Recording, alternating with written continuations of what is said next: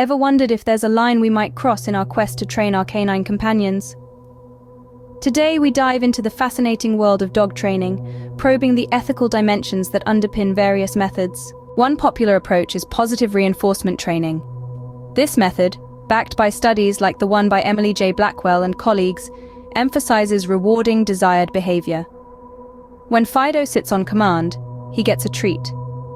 The beauty of this method lies in its simplicity and the bond it fosters between human and dog. After all, who wouldn't love a training session filled with treats and praise? However, not all training methods are as positive. Aversive control, a technique discussed by Hutchinson RR and Azrin NH, uses punishment to discourage undesirable behavior. If Fido jumps on the couch, he might receive a stern no or even a squirt from a water bottle. While this method might yield quick results, it can also lead to fear, stress, and even aggression in dogs. Then, there's the combination of both positive and negative reinforcements.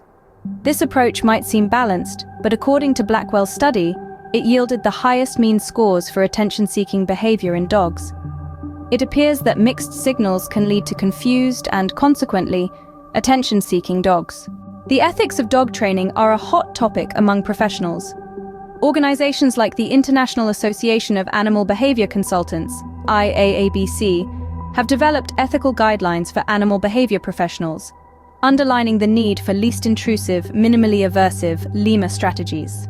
LIMA, as detailed on the IAABC's website, prioritizes the well-being of the animal and advocates for the least intrusive effective intervention.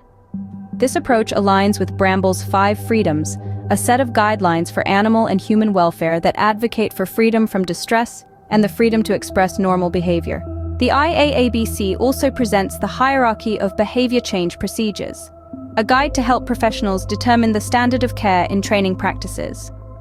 This hierarchy, discussed in depth by Susan G. Friedman in the IAABC Foundation Journal, stresses the importance of learner control and social acceptability.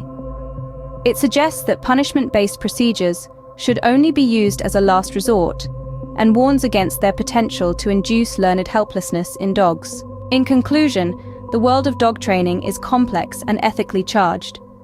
Positive reinforcement, while kinder and less stressful for the dog, requires patience and consistency.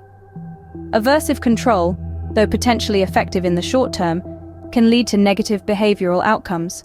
And a mix of both? It may just confuse our furry friends. The key takeaway is this: as responsible dog owners and trainers, we must always prioritize the well-being of our dogs. This means choosing training methods that are not only effective, but also ethical and humane.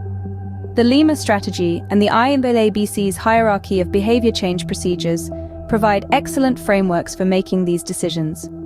Remember, training isn't just about obedience. It's about fostering a bond of trust and respect with our canine companions. After all, isn't that why we call them man's best friend?